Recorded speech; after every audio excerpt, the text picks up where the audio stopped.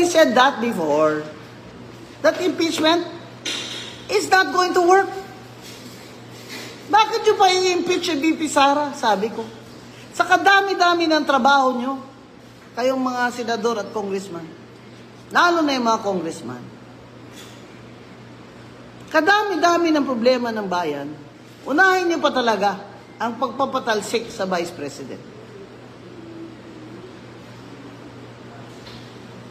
Sinabi ko na yan noon pa. Ano naman pala ang ebidensya nyo? COA? Nakita ko yung testimony ng COA auditor sa House. Nakita ko sa video Anong sinabi niya? Na document na hindi po nila na-submit or nag-submit sila pero hindi po sufficient siya to answer the requirement of the joint circular. Sinabi ba niya may final na disallowance? Hindi niya sinabi